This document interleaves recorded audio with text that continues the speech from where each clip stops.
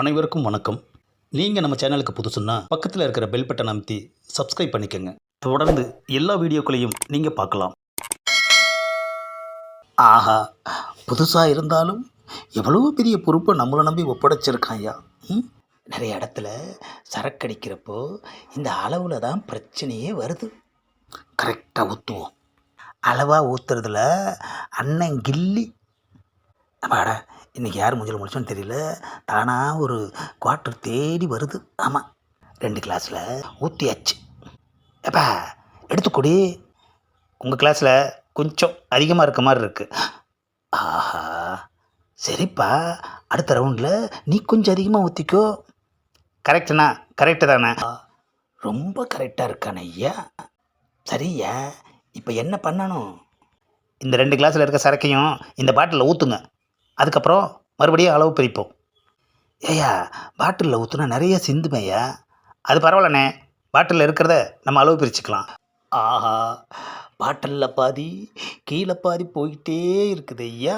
ஒரு கட்டிங் அளவுக்கு வேஸ்ட்டாக போச்சு ஐயா. அண்ணே ஊற்றிட்டீங்கல்ல, இப்போ அளவு பிரிங்கண்ணே. இவன் எந்த ஊருக்காரனாக இருப்பான்? அளவு பிரிச்சிட்டேன், இப்போ எப்படி? அண்ணே எனக்கு கொஞ்சம் ஜாஸ்தியாக இருக்குண்ணே. ஆஹா, அப்போது மறுபடியும் பாட்டிலில் ஊற்றணுன்ற. ஆமாண்ணே, 2-3 சொட்டு அதிகமாக போனதுக்கு யோசிக்கிறான். ஆனால் கீழே இவ்வளோ வேஸ்ட்டாக போகுது, அதை பற்றி யோசிக்கவே மாட்டேங்கிறான் ஐயா. இதுதான் குடிகாரங்க கிட்ட பிடிக்காத ஒரு விஷயம். சரி, மறுபடியும் பாட்டிலில் ஊற்றுவோம். இந்த தடவை எவ்வளோ வேஸ்ட்டாக போக போகுதுன்னு தெரியலையே ஐயா. ஆஹா, சரக்காலேயே பாதி டேபிளை கழுவி விட்டாச்சு ஐயா. இப்பப்பா கரெக்டாக இருக்கா? போங்கண்ணே, உங்களுக்கு அளவே பிரிக்க தெரியல. இப்போது நான் பிரிக்கிறேன் பாருங்க. ஆஹா, 3/4 டேபிளை கழுவி விட்டுட்டான் ஐயா. யோ, மறுபடியும் பாட்டிலில் ஊற்றுறேன்னு சொல்லி குவார்ட்டருக்கும் கம்மியாக்கிட்டியே ஐயா. ஆஃப் வாங்கி அளவாக ஊற்றுறேன்னு அதை குவார்ட்டராக மாற்றிட்டானே ஐயா. இப்போ பாருங்கள், கரெக்டாக இருக்கானே? கரெக்டாக இருக்குன்னு சொல்லுவோம், இல்லைன்னா இதையும் பாட்டிலில் ஊற்ற சொல்லுவோம். ஏப்பா, சரியாக தான் பண்ணியிருக்க, கரெக்டாக இருக்குது. இல்லைண்ணே, எனக்கு கொஞ்சம் ஜாஸ்தியாக இருக்க மாதிரி தெரியுது. ஆஹா, குரங்கு அப்பத்தை பங்கு போட்ட கதையாயிடுச்சு ஐயா. அடடா அண்ணே, மொத்தமும் கீழே ஊற்றிருச்சுண்ணே.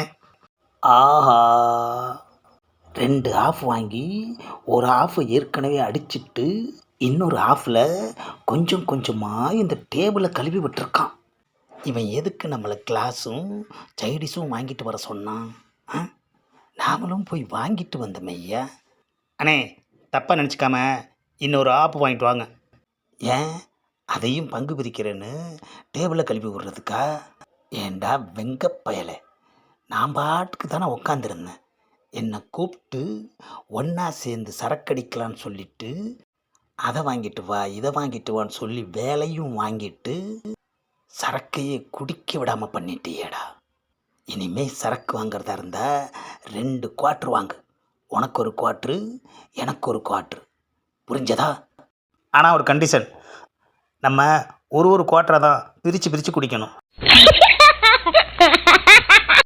இந்த பதிவை லைக் பண்ணுங்கள், ஷேர் பண்ணுங்கள், மறக்காமல் சப்ஸ்கிரைப் பண்ணுங்கள்.